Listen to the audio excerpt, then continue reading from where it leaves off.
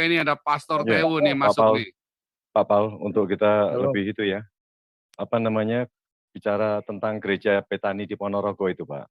Sama Ini sebenarnya bicara. sudah turun. Iya. Halo? Shalom Pak Paul. Ya, ini sebentar, Senior Hinto Fireso, dia ada Pastor Tewu. Oke, Pastor Tewu, silakan. Ya, silakan. Shalom Pak Paul dan semua rekan-rekan dimanapun berada. Salam sejahtera bagi kita semua. Shalom. Shalom. Terima kasih diberi kesempatan. Saya tergelitik masuk minta supaya Pak Paul kasih link karena saya dengar dua percakapan yang sedikit banyak juga saya tahu, dan paling tidak juga dengan forum ini saya ingin mendapatkan feedback apa betul data informasi yang saya terima dari sumber yang kayaknya kalau mau diragukan ini agak-agak susah mau diragukan karena ini dari pejabat terkait misalkan ya. Jadi saya sendiri ingin menjelaskan pertama tentang Jasmine, GKI Jasmine dan Jambi.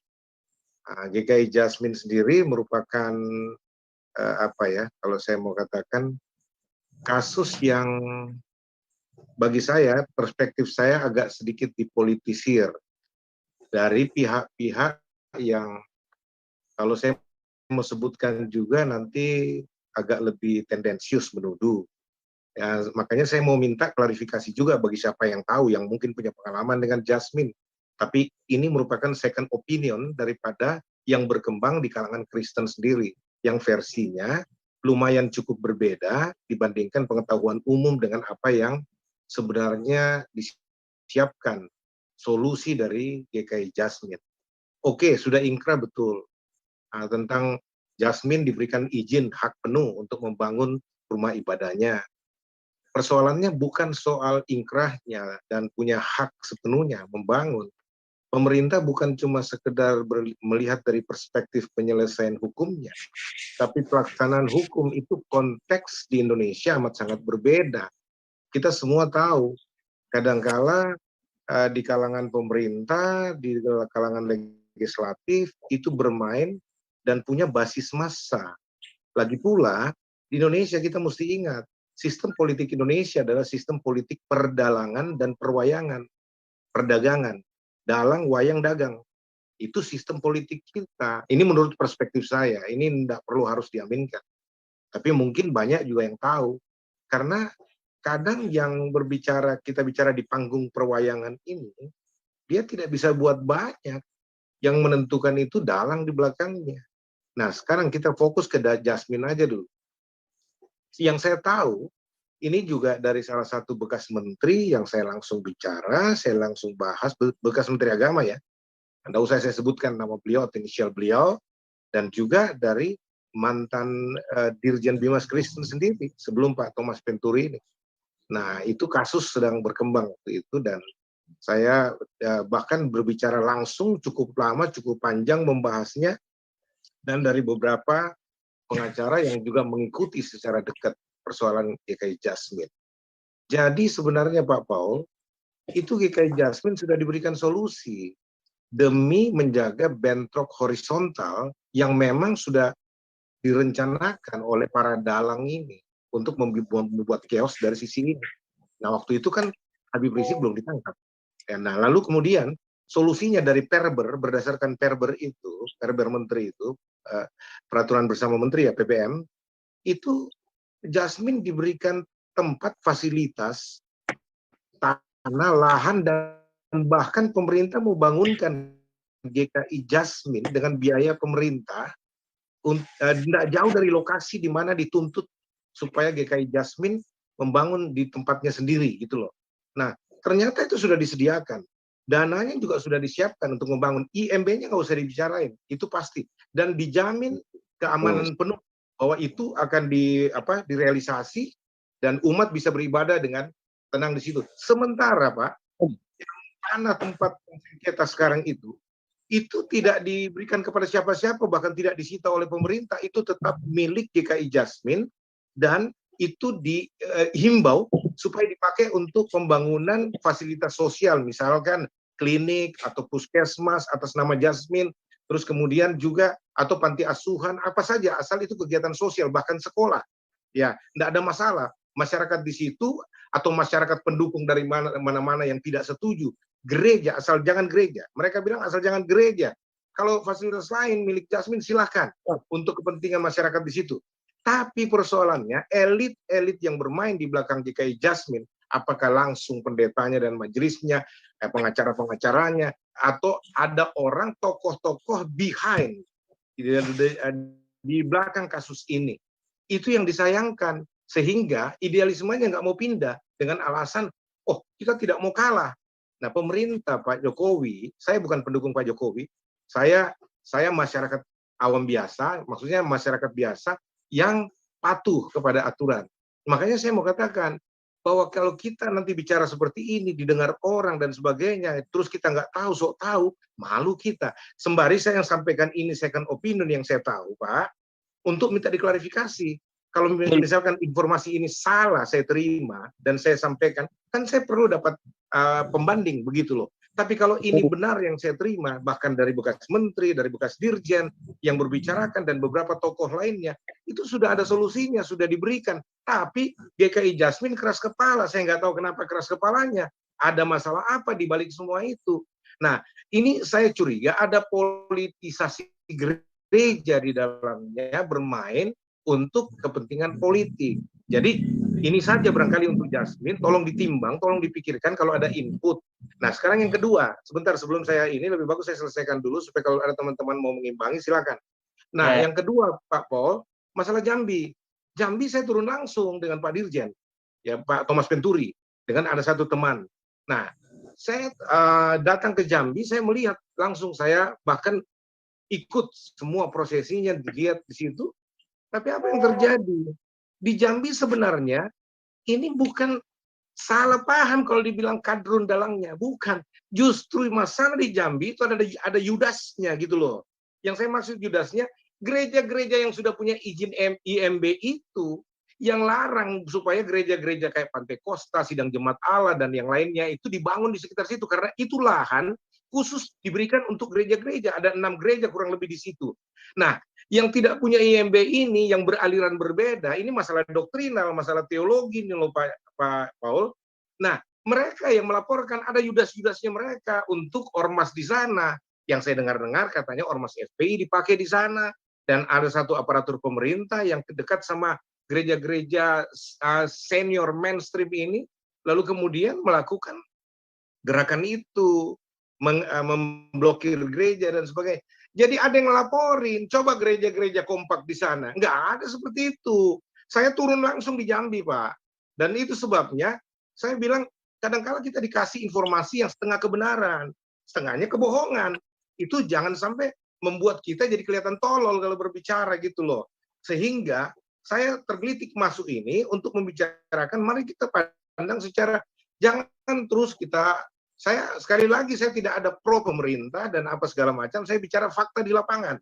Nah sehingga kalau kita mau berbicara seperti ini, kita harus tahu sumber dari berbagai perspektif, dari fakta di lapangan. Jadi selesaikan dulu persoalan Yudas di dalam yang saling menjelekkan, yang saling menyesatkan, membidat-bidatkan dan sebagainya. Itu persoalan internal yang paling serius di kalangan Kristen sebenarnya. Sehingga apa yang terjadi? Dilihat kelemahan ini. Lalu ya kadrun-kadrun ini mainkan kelemahan itu. Mumpung kita diajak tutup gereja, padahal mereka punya juga teman-teman mereka, saudara-saudara mereka lakukan, apalagi ada tanda kutip, ada bayaran-bayarannya. Ah, ini kan kacau, ini Yudas bener ini kalau begitu di Jambi. Nah itu saja barangkali pengantarnya Pak. Ya Pak Paul dengan teman-teman, mohon maaf saya agak. Jadi kalau saya pikir ya, kalau memang ada Yudas antara konflik antara orang Kristen sendiri, katanya Menteri Semua Agama ya tetap dia punya otoritas. Karena itu haknya aliran sinode tersebut. Walaupun ada yang menentang adalah orang Kristen masuk, misalnya saksi Yehova. Itu menangnya Menteri Agama untuk tetap bisa memutuskan itu gereja mau ditusin apa enggak. Jadi bukan memenangnya gereja juga saya kira. Mau ada Yudas, mau nggak ada Yudas, ya si Menteri Agama ini yang berwenang. Kalau yang lain nggak diterima, ya kan, nggak menerima gereja ini, sesama Kristen, eh, apakah orang Kristen ini terus nggak punya hak untuk beribadah sesuai Bukan, dengan maksudnya gereja dia? dijeratnya Pak Pol, maksudnya dijeratnya itu karena memang 3 gereja yang ditutup itu tidak punya IMB, belum, masih diurus Pak. Nah ini yang Ya. dimanfaatkan Pak, gitu loh, sampai akhirnya dianggap tidak. Iya, berapa masjid yang nggak punya IMB? Sementara ini yang sedang diurus harus ditutup begitu saja. Saya kira nggak bisa begitu, Pak. Nggak bisa sekonyong-konyong orang lagi beribadah hanya gara-gara nggak ada IMB-nya terus ditutup, Pak. Itu tetap tidak sesuai dengan hak seorang warga negara untuk mengekspresikan imannya. Jadi yang benar adalah bukan ditutup, Pak. Yang 3 gereja ini. Tetap apapun itu salah, Pak. Apapun itu namanya salah, Pak. Nggak bisa, Pak. Itu adalah hak warga negara untuk berekspresinya dia. Nah, masalah IMB, nah itu yang harus kemudian dibicarakan. Tapi seorang menteri agama, kalau memang itu peruntukannya di daerah tersebut adalah untuk lokasi gereja, maka dia tidak boleh mendengarkan 3 gereja, 5 gereja lah atau berapa gereja yang lain yang alirannya berbeda. Karena dia kan menteri semua agama, dia bilang. Termasuk menteri agama Kristen. Jadi bukan berarti terus gara-gara orang Kristen bilang nggak boleh ini, terus dia turutin begitu juga, nggak bisa juga. Itu yang benar. Nah, memang di satu pihak memang orang Kristen sendiri, pendeta-pendeta sendiri hobi cari duit, Pak. Nah, pendeta-pendeta sialan ini kan, pendeta-pendeta terkutuk dan sialan ini, hamba-hamba mamon kan. Nah, ini yang nggak benar juga, yang harus dibenerin juga. Tetapi terlepas dari itu adalah wewenangnya Menteri Agama. Nah, yang GKI Yasmin itu sudah pernah saya upload dulu meetingnya mereka, ya, dan saya kira GKI Yasmin itu murni karena mereka sudah capek, Pak, dengan semua solusi-solusi yang pernah ditawarkan, yang akhirnya cuma retorika saja. Bahkan Komnas HAM pun akhirnya beretorika. Itu sudah pernah saya upload, Pak, videonya, Pak. Videonya yang meetingnya mereka Komnas HAM, GKI Yasmin, Amnesty ASEAN, dan juga dengan GKI Yasminnya sendiri itu ya.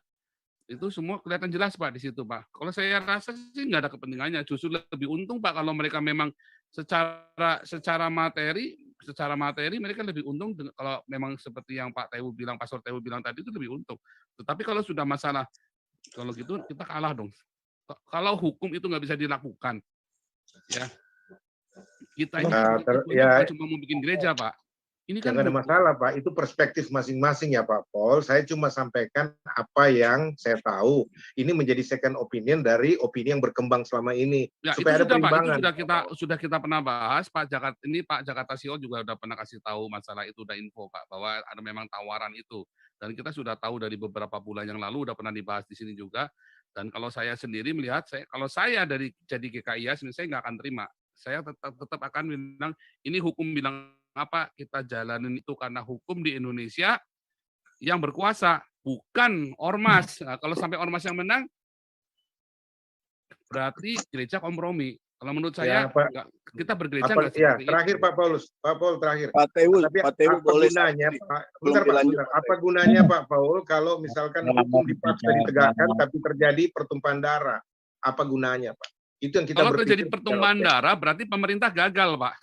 Ya udah, nggak ada masalah. Tapi ya. Iya, berarti pemerintah gagal. Maka pemerintah berarti gagal. Kesimpulannya hanya itu saja.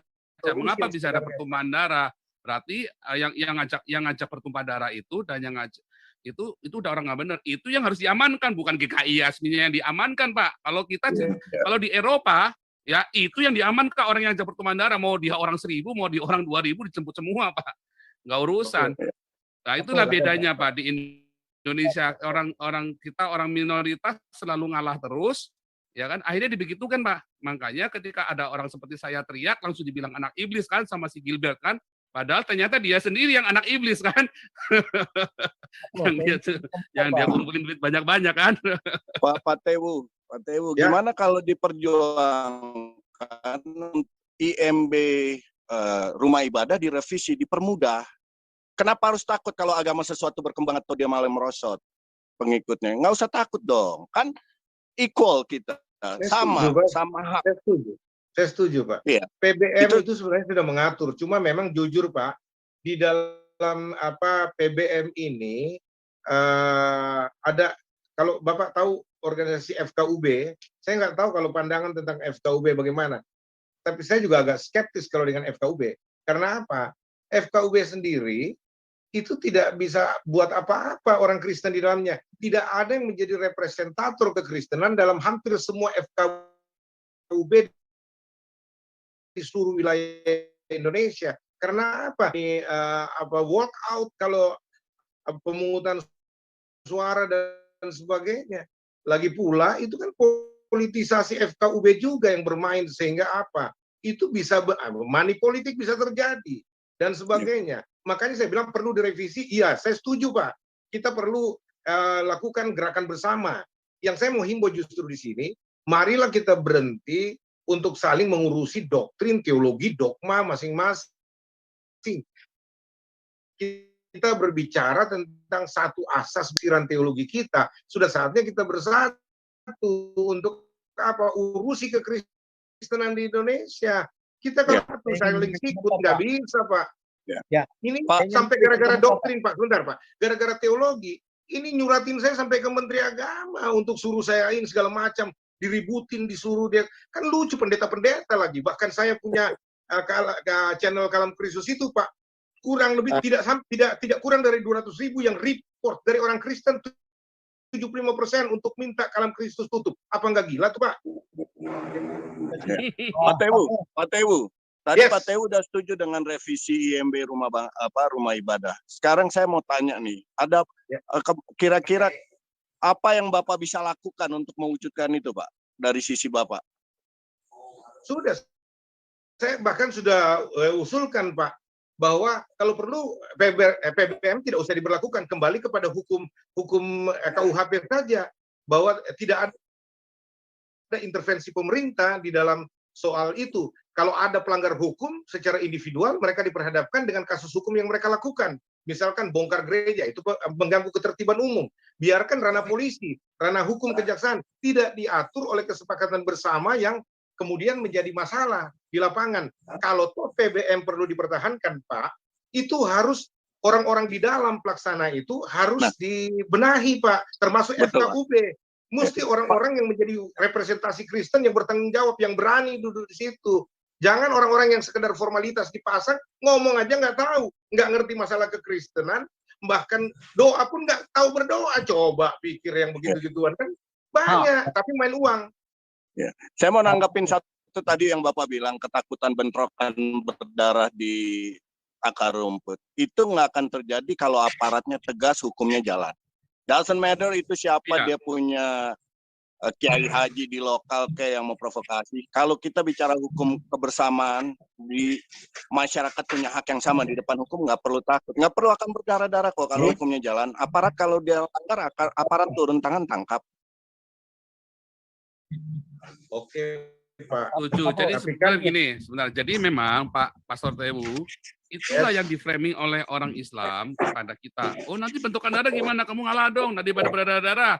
Akhirnya semua begitu, Gilbert juga terkencing-kencing, ya kan? Si Gomar juga terkencing-kencing. Karena nanti takut, nanti 98 terjadi. Kalau saya bilang, kalau 98 terjadi, kita lakau aja. Nggak ada 98, adanya lakau. Ya kan? Mereka takut-takutnya 98 terus. Anda di-framing, Pastor Tewu, dengan 98. Nanti kalau bentrokan gimana? Pertumpahan darah gimana? Nggak akan terjadi. Brimob turun, TNI turun, berani goyak, hajar. Harusnya pemerintah begitu. Kalau nggak gitu, Pak Jokowi nggak punya titit. Jokowi nggak punya titit kalau nggak bisa begitu. Pemerintah kok nggak punya kuasa. Bukan pemerintah itu namanya. Hanya Tante Sange yang butuh Masa Orde Baru beda, Pak. Masa Orde Baru beda. Kita tahu peristiwa Tanjung Priok, Amir Biki, dan sebagainya. Itu yang mau diredam, dijaga oleh pemerintahan sekarang. Karena pemerintahan sekarang tidak bisa independen kayak masa Orde Baru. Pak, konteksnya beda Pak Paul. Jadi maksud saya, mari kita berpikir cerdas, solusi dan sebagainya, tapi kita juga tidak menjadi pemberontak atau semacam pemfitnah pemerintah, tapi kita juga harus bisa realistik untuk memperjuangkan kekristenan secara benar. Gitu. Oke Pak Paul, saya ingin memberikan tanggapan Pak Paul. Ya, silakan Pak Robert. Ya, terima kasih. Dari pembicaraan-pembicaraan yang ada, kita kembali kepada ya fokus kita, di mana ya kalau menurut Pak Paul itu tren up di dalam media misalnya sekarang, sehingga mendapat perhatian. Kalau saya ya, kita tidak ikutin tren itu. Tren kita adalah tetap kita jalankan, meminta keadilan terhadap pemerintah mengenai status orang-orang Indonesia. Jadi kita tidak bicara lebih melebar bahwa Kristen, Islam, semua agama adalah bagian daripada negara kesatuan. Jadi kalau kita KRI. tren-tren yang ada, kita tidak pernah akan bisa menyuarakan kita. Jadi yang dibutuhkan sekarang adalah mobilisasi suara. Oleh sebab itu, kita harus juga menanggapi secara objektif. Apa yang disampaikan oleh Pak Tewu, mari kita bersama untuk menerima. Di mana terus terang ya, di kalangan kita perlu kesatuan yang bisa membawa suara-suara ini yang sudah dimulai oleh Pak Paul, yang kita mensupport, di mana kita menyuarakan satu. Namun, memang benar, kita harus mengakuin, banyak sekali Yudas-Yudas yang di kalangan gereja sendiri, kita berbicara begini, mereka tidak setuju. Tetapi, kita harus konsisten. Dan juga ya, memang kita harus mengikuti, jangan sampai ya kita dianggap ya asal hantam saja, terlalu jauh pada sesuatu yang tidak fokus kepada kesatuan kita. Kesatuan kita cuma satu, menyuarakan keadilan. Kalau negara kita masih tetap diakui sebagai negara kesatuan Republik Indonesia, ya tampung dong semua suara, jangan karena mayoritas, nggak ada itu mayoritas. Kita dibentuk atas dasar individu warga negara, tidak ada atas dasar agama. Nah sekarang kita bicarakan soal kekristenan karena kita ditekan secara agama dan kita melihat ketidakadilan. Mereka yang jelas-jelas ingin menghancurkan negara kesatuan, kok dibiarkan?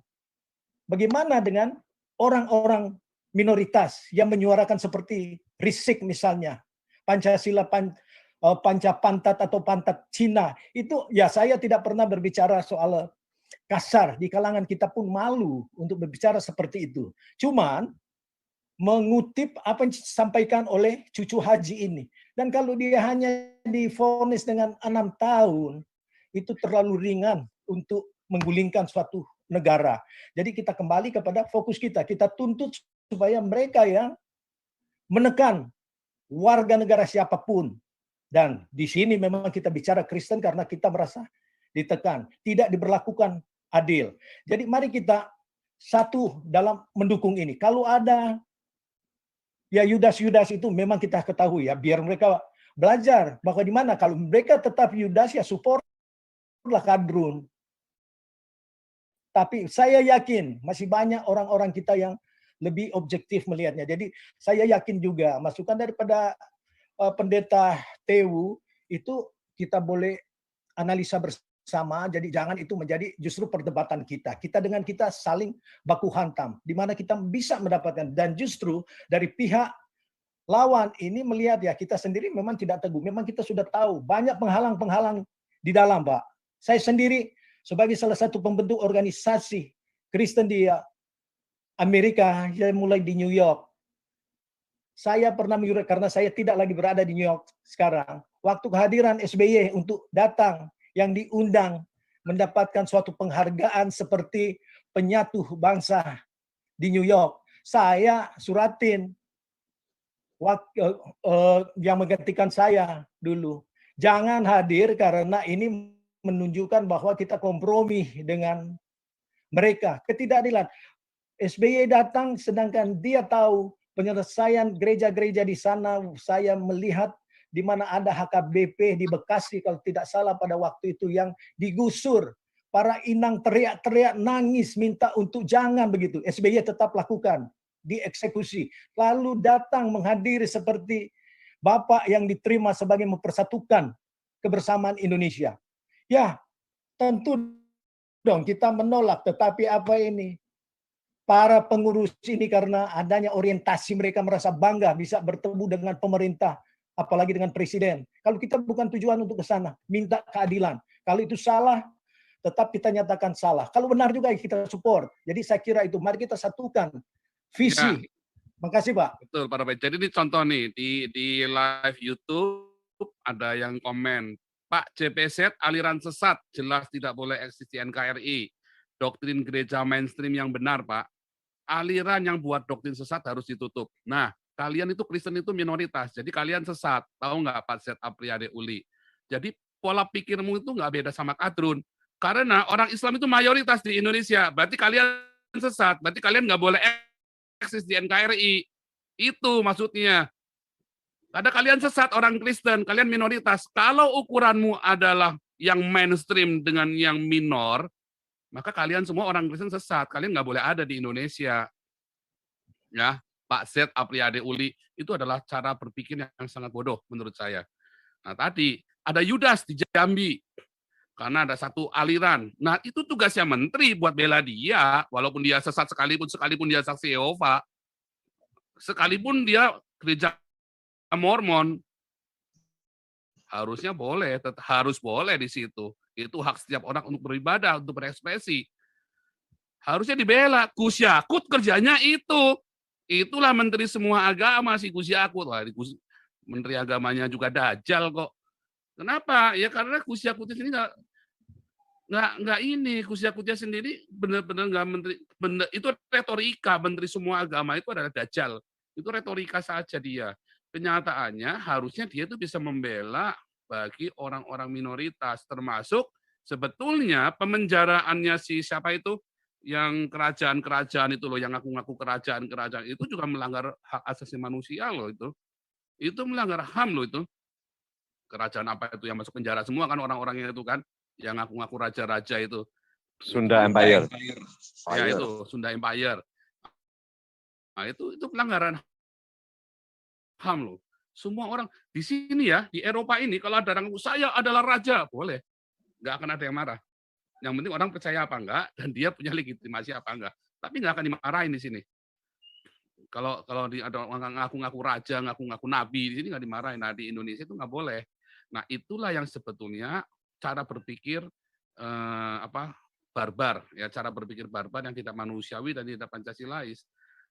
Karena kalau aliran sesat dan tidak jelas itu nggak boleh eksis di NKRI, ya tadi yang Pastor Tewu bilang, gara-gara Pastor Tewu disesatin, terus berarti kalau Pastor Tewu alirannya beda dengan yang lain, apakah Pastor Tewu nggak boleh eksis di NKRI?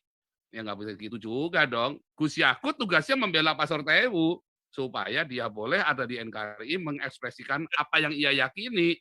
Tetapi saat ini yang terjadi kan nggak begitu. Ya kan, karena dari pihak orang Kristennya sendiri berpikir seperti Z. Apriade Uli ini. Inilah pikiran sesat. Itulah pikiran yang sesat bahwa aliran sesat tidak boleh di NKRI. Jadi kalian sesat orang Kristen. Bagi orang Kristen, bagi orang Islam kalian sesat, maka kalian nggak boleh eksis di NKRI. Nah, itu dia. Jadi sama saja toh siapa misalkan siapa. Nah, yang mayoritas yang benar, berarti kalian kalah karena kalian minoritas orang Kristen. Sama saksi Yehova, Mormon itu minoritas. Ya, minoritas dari antara orang Kristen minoritas. Berarti mereka nggak boleh eksis di NKRI. Wah, itu adalah ajaran yang sesat. Itulah kesesatan yang sebenarnya. Bukan menjadi saksi Yehova sesat, Mormonnya sesat. Kalian yang beranggapan bahwa saksi Yehova dan Mormon serta Pastor Tewu itu sesat, justru kalian yang sesat. Terus Pastor Tewu nggak boleh ada di NKRI, nggak boleh ngajarkan ajarannya beliau. Kalian sesat. Dan itulah tugasnya Gus Yakut untuk membela Pastor Tewu. Bukannya malah Gus Yakut yang oke gitu, kalau gitu Pastor Tewu dipenjarakan saja karena ada yang sesat. Wah ya, nggak boleh juga. Sama. Termasuk di Jambi, walaupun dia ada Yudas di sana, itulah tugasnya Menteri Agama untuk bela dia. Dan dia tanya, kenapa kamu sakiti dia, saudaramu sendiri? Nah, si Gus Yakut ini sebagai bapaknya, sebagai menterinya semua agama bilang, nggak boleh dong kamu gitu. Saya tetap, kalau perlu langsung EME dikeluarin. Kalau perlu kan begitu. Nah, sama GKI Yasmin.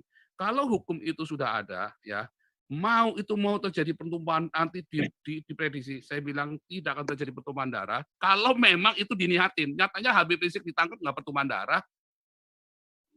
Habib Rizik ditangkap nggak pertumpahan darah karena sudah disiapkan. Masalahnya niat apa nggak pemerintah? Karena Jokowi nggak punya titik. Nah begitu saja nggak berani. Begitu saja. Jokowi nggak berani. Ya kan? Karena dia nggak berani, ya udah dia nggak berani antisipasi karena dia butuh popularitas. anaknya sudah nyalon lagi ya, susah. Makanya kemarin saya bilang, wah nyalon lagi anaknya. Sudah selesai, nggak bisa diharapin Jokowi. Kalau dia bikin begitu, orang bikin dinasti politik udah nggak bisa diharapin. Karena dia akan menyenangkan hati mayoritas. Itulah masalahnya, makanya kita perlu class action. Itu yang jadi masalah. Saya kira begitu ya. Ini mungkin teman-teman, sebentar ya. Ini kita skip ke pemirsa dulu ya. Pak Hendro Suryanto dari tadi sudah resen. Sebentar, Pak Hendro Firdaus dulu. Silakan Pak Hendro. Pak Senior dulu, Pak. Ya, Pak Senior dulu. Ya, Ya, terima silakan, kasih. Pak Senior. Sorry, Terima tadi kasih Pak terlewat. Paul waktunya. Kalau masih ada Pak Joshua Tewu, selamat malam. Shalom semua buat teman-teman, Pak. Kalau kita kembali kepada Gereja Yasmin, saya ada sedikit setujunya dengan Pak Joshua Tewu karena ini politisnya sangat kuat, Pak.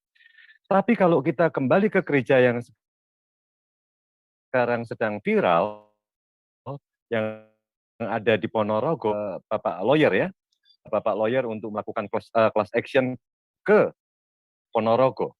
Karena ini kasus sudah ditanganin, Pak, oleh pemerintah Kemenak yang ada di Ponorogo, Muspika, semua ini sudah pada turun. Dan di mediasi, ya ada juga wartawan-wartawan Jawa Pos ini yang turun, Pak. Mereka itu independen. Saya melihatnya cukup bagus. Satu, mesti ya harus, ini kan karena wartawan juga menjadi viral kayak begini kan. Dihantam kromo, jadi seolah-olah dia minoritas ditekan. Tapi di balik itu, mesti kita lihat dulu, Pak. Kita mesti harus cermat dulu. Kalau gereja ini kan memang sensitif. Mesti harus cermat dulu soal perizinannya. Ya kan perizinannya apakah sudah benar, sudah dilakukan. Kalau menurut saya, yang menjadi kendala semua permasalahan soal gereja, mendirikan gereja, itu hanya satu. Kalau saya boleh usul kepada lawyer tadi, ya kan mengajukan atau dia berbicara kepada presiden karena kedekatan dia kan dulu kan sebagai ya orang dekatnya presiden lah untuk sekarang ini dia harus berbicara kepada menteri untuk mencabut SKB 2 menteri, Pak. Ini cikal bakalnya itu di situ. Itu yang akan digunakan selama-lamanya kalau itu tidak segera dicabut. Ini untuk yang di Ponorogo, Pak. Di Ponorogo itu problemnya juga di situ, Pak. Memang dia juga mempunyai izin atau belum, kita di sini kan belum tahu, ya kan? Karena dia memang menempati rumah itu cukup besar memang, dan sekarang dia siapkan 2.500 meter, cukup besar. Itu area itu ada 1 hektar, ya kan? Jadi memang dibuat sekretariat. Begitu kemarin dipasang spanduk untuk melawan mereka tidak boleh ada pendirian gereja itu terlalu menyolok dan provokatif, itu spanduk juga sudah dicopot. Jadi dicopot dua-duanya antara dia plang sekretariat gereja Betani di Ponorogo, Jalan Tamrin dengan spanduk yang besar itu dua-duanya dicopot. Itu jangan provokatif. Dan saya rasa ini harus dilakukan satu, pertama cabut dulu SKB 2 menteri. Itu yang menghalangi, Pak. Karena apa? Memang dia ada jemaat cukup banyak nih, saya fokus ke Betani ya. Itu ada 140 jemaat yang diajukan. Berarti sudah memenuhi syarat. Tapi 90 aja sebenarnya sudah memenuhi syarat. Yang repotnya ini kan 60 orang, berarti 6/9, itu harus tanda tangan orang di sekitar situ, Pak. Sedangkan sekarang jemaat yang ada di Betani itu di luar RW daerah tersebut. Ini yang menjadi masalah. Gitu loh. Ini yang menjadi masalah ini soal SKB 2 menteri aja. Kalau SKB 2 menteri dicabut dan gereja boleh berdiri sebanyak-banyaknya, masjid boleh berdiri sebanyak-banyaknya, dan kalau umat semua lari ke tempat ibadah, saya rasa kriminalitas akan menurun, kekerasan akan menurun. Mengapa dilarang orang mau berbuat baik? Kecuali gereja itu dijadikan sarang mafia, masjid itu dijadikan sarang berkumpul untuk demonstrasi. Ya, itu baru tidak benar. Itu harus ditertibkan juga, Pak. Mengapa sekarang ini tempat ibadah dijadikan suatu alat, sarana politik? Saya bilang sarana politik. Moga-moga gereja tidak dilakukan. Gitu. Ya ini yang kita minta kepada pemerintah. Pemerintah harus fair dong. Karena kasus seperti kemarin saja, yang misalkan kayak di Bogor, itu semua berkumpulnya selalu di masjid, Pak. Itu selalu begitu. Itu yang kita harapkan, pemerintah harus konsentrasi supaya umat yang namanya beragama, mau agama apa saja, itu harus ditertibkan deh. ya kan? Yang Muslim harus begini, yang Kristen harus begini. SKB 2 Menteri coret dulu, cabut dulu. Baru semuanya akan jalan. No problem itu siapa yang kena itu orang-orangnya masih ada sampai sekarang. SKB 2 Menteri itu masih ada. Kalau Yasmin sebelum menteri yang sekarang ini ada gitu loh. Jadi harapan kita SKB 2 Menteri cabut dulu. Enggak 2 menteri Pak yang SKB 3 Menteri Rumah Ibadah. Ya, itu ada yang 2 menteri aja yang belum dicabut, Pak. SKB 2 Menteri itu kan antara Menteri Agama dan Mendagri, Pak. Yang dengan persyaratan gereja boleh berdiri dengan 90 jemaat minimum, terus 60 orang minimum harus tanda tangan orang di sekitar gereja itu. Itu. Ini yang menjadi masalah kan begitu. Tanda tangan orang di sekitar itu. Lah ini sekarang mereka yang di sana itu beribadah di tempat tersebut. Saya tidak tahu. Mungkin dia denominasinya mungkin dari gereja lain, bisa juga. Tapi dia mempunyai 140 jemaat yang sudah memenuhi syarat. Gitu loh. Tapi kalau SKB 2 Menteri hilang, nggak perlu tanda tangan di sekitar situ deh. Kalau pemerintah mengizinkan, kalau ada bentrokan, saya setuju dengan Beta Maluku. Itu berarti provokator. Gitu loh. Yang namanya FUI ini kan begitu. Dan FKUB pun, saya bilang itu melempem untuk yang mereka golongan di luar non-muslim. Karena apa? Mereka sudah diayomin loh. Sekarang ini ya kita boleh bilang, boleh tahu wakil presiden adalah kita tahu mereka lebih condong yang di tetangga sebelah. Tapi dia kemarin mengayomi loh. Forum Komunikasi Umat Beragama ini cuman berani nggak bersuara seperti yang Pak Joshua Tewu tadi bilang. Yang dari Kristen ini berani nggak bersuara supaya dia ada keseimbangan di dalam itu. Sudah difasilitasi dan berbicara langsung dengan wakil presiden di istana. Itu. Tertibkan juga sekalian bahwa sekarang itu tempat ibadah jangan dijadikan untuk demonstrasi. Ini kan yang membuat masalah jadi sedikit-sedikit, begitu luar semuanya kumpul. Itu kan tidak bagus, sudah menyeleweng daripada ajaran gitu loh. Rumah ibadah tidak boleh berpolitik intinya begitu. Ya, rumah ibadah jangan berpolitik. Kalau dia keluar dari tempat ibadah mau berpolitik pribadi-pribadi itu monggo. Tapi kalau tempat ibadah dijadikan suatu politik, saya bilang itu tidak benar. Itu tidak benar. Saya bilang SKB 2 Menteri cabut dulu. Gereja aman. Kalau belum dicabut, itu adalah kendala. Gitu. Ya menurut saya begitu Pak Paul. Ya, ini lanjut dulu. Sebentar, ini lanjut aja dulu Pak Endro Suryanto dulu supaya maju. Oke, nanti kita balik ke host semua. Oke, Pak Endro Suryanto luar biasa Pak Le. Oke, selamat malam, salam semuanya. Jadi Pak Joshua Tewu tadi maksud saya seperti itu juga, dan yang terakhir Pak Endro Virgio juga benar. Jadi marilah kita selama ini kan setiap pagi ada doa fajar, kan sudah berapa bulan. Jadi ayolah kita juga ikut bersabar. Jadi saya sependapat dengan Pak Joshua Tewu yang gereja yang Jasmine itu. Toh kita walaupun dipindah juga masih tetap bisa beribadah. Apa sih susahnya? Akan demikian ya. Gak apa-apa. Kita bisa beribadah justru lebih kuat lagi daripada kita tetap berpegang teguh pada pendirian. Nggak mau pindah, gak apa-apa pindah. Gak masalah. Terus untuk yang di Ponorogo itu kan tentang pendirian gereja. Jadi bukan ditutup itu. Kita udah 2 jam loh ini. Jadi salah informasi selama ini gitu. Jadi tidak Pak. Informasinya sudah kita kasih tahu bahwa itu sudah resolusi itu sudah kita upload Pak. Ya. Nggak salah informasi Pak. Itu informasinya sudah akurat benar Pak. Yang kita terima itu tidak ada yang salah Pak. Nih, saya tunjukkan ya. Ini udah kita upload udah lama ini Pak. Nggak salah informasi, tidak. Kita di sini tidak mungkin salah informasi karena kita selalu lihat ini ya, press conference GKI Yasmin gitu ya. Ini pertama kali saya yang upload, lalu kemudian Pavel dan lain-lainnya ikut upload ya. Dan nah itu ya, terus ini ya, press conference-nya ini ada 1 jam ini. Nah, ini antara GKI Yasmin sama dan lain-lain tuh. Ya itu sudah. Jadi sudah tahu kita solusi itu kita sudah ngerti Pak. Sudah nggak ada Pak, nggak ada yang salah informasi Pak Endro.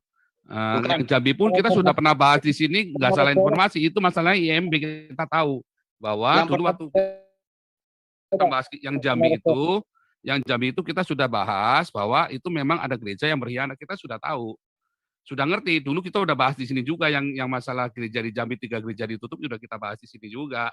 Juga termasuk yang apa namanya yang HKBP Jombang semua itu udah kita bahas di sini.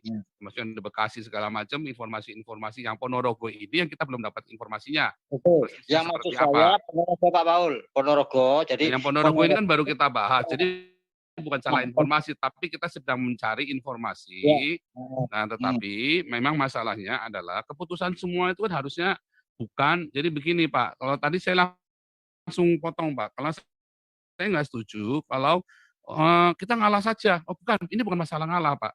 Nah, kita kan kalau pagi sudah berdoa, kalau malam siang jangan marah-marah. Oh bukan Pak, saya kalau pagi jadi gembala, kalau sore, kalau malam saya jadi nabi Pak. Itu memang ininya saya Pak. Naturnya saya, kalau pagi jadi gembala, kalau malam jadi nabi Pak. Gitu Pak. Kalau pagi tidak boleh gubrak-gubrak, tidak boleh bicara politik. Begitu kita malam, kita cerita semua, buka sini semua, jus buka gubrak-gubrak olahraga bebe Pak. Gitu ya. Jadi kalau pagi nggak boleh bicara politik sama sekali, karena kita sedang menenangkan hati mencari Tuhan. Kalau udah siang sore begini kita gaspol Pak, nggak pakai rem Pak. Rem harap teman-teman harap sabuk pengaman dipakai, rem semua diblongke semua. Haleluya. Turun mesin dulu. Silakan Pak Endro lanjut. Jangan kebablasan. Turun mesin. Iya. Enggak, kalau di Betani Ponorogo memang sekarang ini baru jadi polemik aja. Tapi pemerintah daerah sudah turun tangan semua. Pemerintah daerah sudah turun tangan dan Jawa Pos menyajikan berita independen. Bagus, lihat Bagus aja ya Pak Jawa Pos ya. Pak, bisa tolong di-share screen Pak Endro. Pak Endro pakai PC atau Aduh, pakai saya nggak pakai laptop. Aduh, tapi saya screen ke ini ya, ke chat ya. Oke. Saya kirim ke chat, saya sajikan di sini ya. Ke WA aja. Jangan ke WA, nanti ke live chat di Zoom aja, Pak. Oh ya. Oke. Kalau ke WA saya mesti minta waktu Pak Pastor Yosua, silakan Pastor Yosua. Lanjut. Ya, sebelum saya pamit sedikit ini aja statement aja bahwa saya setuju kita punya semangat heroik membela kekristenan kita sebagai orang juga yang punya hak di Indonesia. Di satu pihak juga kita mengkritisi kebijakan pemerintah termasuk kalau ada kelemahan di aparatur negara termasuk TNI dan Polri, oke. Tapi kita diberikan himbauan supaya bijak. Terus yang terakhir yang saya cuma mau katakan Pak Paul bahwa untuk kasus Jasmine dan rumah ibadah yang lain, apalagi khusus GKI Jasmine yang sudah dapat solusi sebenarnya, saya pikir bukan soal mengalah atau tidak mau mengalah Pak Paul dan teman-teman ya, hanya pertujuan, kita kembali kepada tujuan, pendirian rumah ibadah itu tujuannya supaya umat bisa beribadah kan. Kalau sebenarnya sudah ada solusinya mereka bisa beribadah, sebenarnya tidak perlu lagi terlalu idealis kita untuk mempertahankan menang kalah dan soal harga diri dan sebagainya. Itu saja dari saya, semoga ini bisa menjadi semacam masukan saja. Om Paul dan teman-teman, saya mohon maaf saya mesti mengundurkan diri karena saya kurang sehat sebenarnya, saya mau istirahat sedikit ya Pak, sambil saya nonton dari Jawa, dari luar aja saya nonton Pak. Makasih, Tuhan berkati Pak Paul. Luar biasa.